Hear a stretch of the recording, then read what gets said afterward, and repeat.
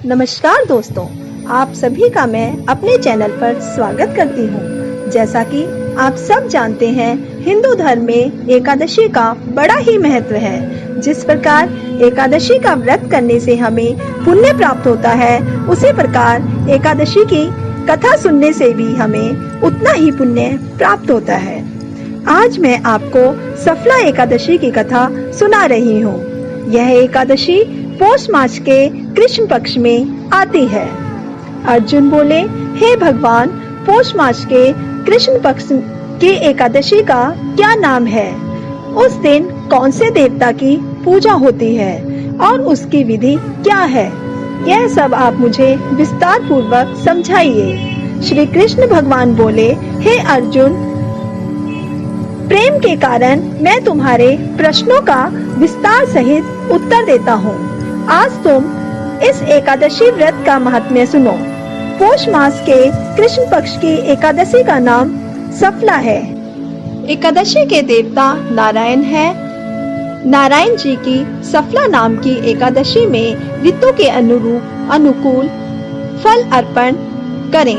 मनुष्य को 5 सहस्त्र साल तपस्या करने से जिस पुण्य का फल मिलता है, वह भक्ति पूर्वक रात्रि जागरण सहित सफला एकादशी का व्रत करने से मिलता है। हे अर्जुन, अब तुम सफला एकादशी की कथा ध्यान पूर्वक सुनिए। चंपावती नगरी में एक महिष्मान नाम का राजा राज्य करता था। उस राजा के 4 पुत्र थे।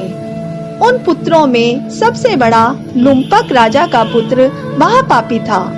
वह हमेशा पर स्त्री गमन तथा वैश्याओं के यहाँ अपने पिता का धन व्यय किया करता था। वह सदैव देवता, ब्राह्मण, वैष्णव आदि की निंदा किया करता था। जब उसके पिता को अपने बड़े पुत्र के बारे में समाचार ज्ञात हुए, तब उसने उसको अपने राज्य से निकाल दिया। जब लुम्पक सबके द्वारा त्याग दिया गया, तब वह सोचने लगा कि अब मैं क्या करूं, कहाँ जाऊं। अंत में उसने रात्रि को पिता की नगरी में चोरी करने की ठानी। वह दिन में कहीं वन में रहने लगा और रात में अपने पिता की नगरी में जाकर चोरी तथा अन्य बुरे कर्म करने लगा। रात्रि में वह आकर नगर के निवासियों को मारता और कष्ट देता। कुछ दिनों में संपूर्ण नगरी को समाप्त कर दिया। प्रातः उसे पहरेदार पकड़ने पर भी राजा के भय से छोड़ देते थे। जिस वन में वह रहता था, वह भगवान को बहुत प्रिय था तथा उस वन को सब लोग देवताओं का क्रीड़ा स्थल मानते थे। इस जंगल में पीपल के वृक्ष के नीचे महापापी लुम्पक रहता था। कुछ दिनों के बाद पौष मास के कृष्ण पक्ष की 10वीं के दिन वह वस्त्रहीन होने के कारण शीत के मारे मूर्छित हो गया। शीत के कारण वह रात्रि को ना सो सका और उसके हाथ पैर अकड़ गए। उस दिन वह रात्रि बड़ी कठिनता से बीती, परंतु सूर्य नारायण के उदय होने पर भी उसकी मूर्छा न गई।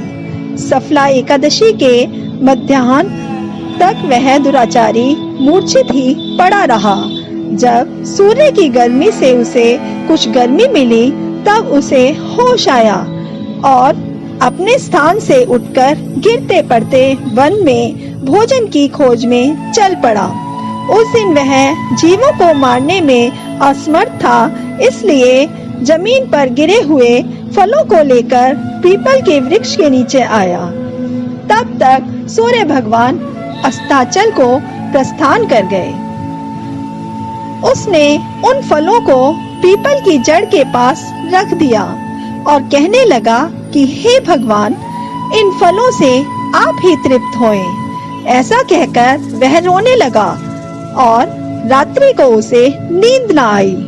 उस महापापी के इस व्रत तथा रात्रि जागरण से भगवान अत्यंत प्रसन्न हुए और उसके समस्त पाप नष्ट हो गए।